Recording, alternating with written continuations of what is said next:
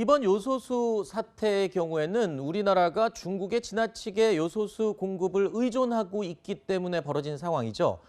그런데 우리나라와 비슷하게 중국의 요소를 많이 의존하고 있는 나라가 또 있습니다. 바로 인도인데요. 그런데 인도 상황은 우리랑 좀 다른 것 같습니다.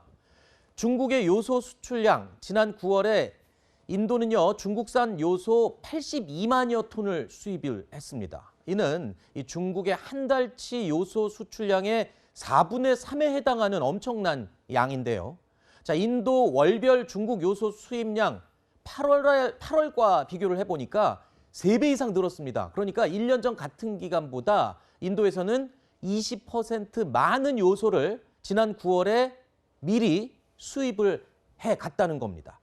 자, 방금 화면에서 보신 것처럼 인도에서는요,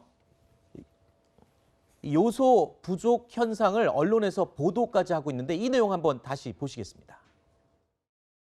There's a urea shortage now in several states. The shortage of fertilizers could prove a big problem for farmers.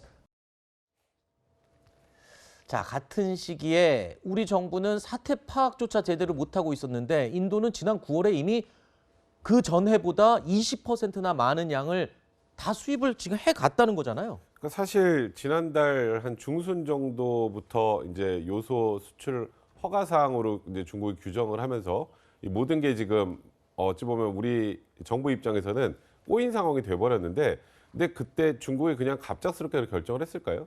그 전부터 여러 가지 징후들이 있었기 때문에, 그래서 이제 인도 같은 경우에는 지금 말씀하셨던 것처럼, 그러니까 이 일이 벌어지기 한두 달 전부터 준비를 해왔던 건데, 우리 정부는 어제 우리 그런 얘기했었는데 청와대 관계자의 얘기로 요소수 그냥 뭐 농업용 뭐 비료 정도로만 생각했지 이렇게 사태가 심각할 줄 몰랐다라는 거, 제가 어제 그런 말 했죠. 국민들은 그렇게 알아도 되는데 정부 관계자들은 그렇게 알고 있으면 안 되고, 그렇죠.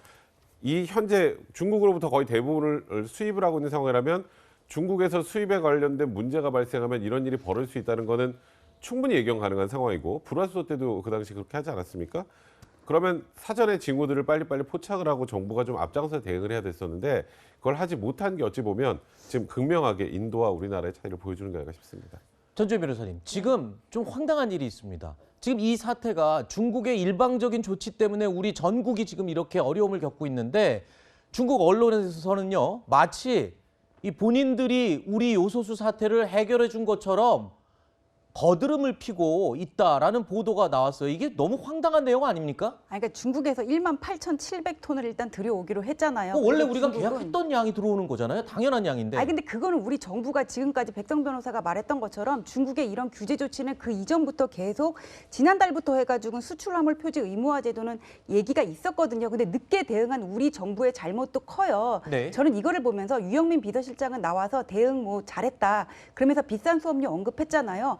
밖에 나가서는 입 바른 소리 하나도 못하면서 집에서만 권위 내세우는 가장 같다는 생각이 들었거든요. 지금 이 요소수 사태, 호주가 미국 주도 쿼드 가입을 하면서 지난해에 그 중국이 호주의 석탄 수입을 금지하면서 계속 거기서부터 시작이 된 거고, 언제건 이런 일은 또 반복이 될 수가 있기 때문에 저런 소리 다시는 듣기 싫다면은 정부가 위기관리 능력과 전문성을 강화해야 되는데 일단 이 정부의 임기가 얼마 남지 않았고 차기 정부를 잘 뽑아야 되겠다, 그런 생각이 듭니다. 네.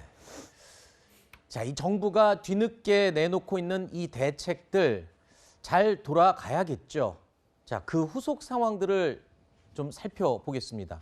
이틀 전이었습니다. 정부는요, 매점 매석 단속에 나섰습니다. 그 하루 만에 민간 수입업체 보유분 3,000톤을 찾아냈다라는 결과를 공개적으로 발표하기도 했는데요. 그런데 사실은 해당 업체가 요소를 몰래 저장해뒀다가 이 적발된 사례가 아니었습니다. 이미 상당량 출고 계약이 완료된 상태로 정부가 출하 시기를 앞당긴 것뿐이었는데 업계에서는요, 아니 이 사태를 정부가 만들어 놓고 오히려 잠재적인 범죄자 취급을 하는 것 같아서 불쾌하다라면서 이 업계에서는 불만의 목소리가 쏟아져 나오고 있습니다. 이뿐만이 아닙니다. 자, 이번에 호주에서 긴급 수입하는 요소수 이야기를 해볼 텐데요. 이 요소수 가격 모두 2,700만 원어치 정도 됩니다. 그런데 2,700만 원어치 요소수를 들여오는 데 드는 기름값, 운송비가 1억 원이 드는 것 같습니다. 든다고 합니다.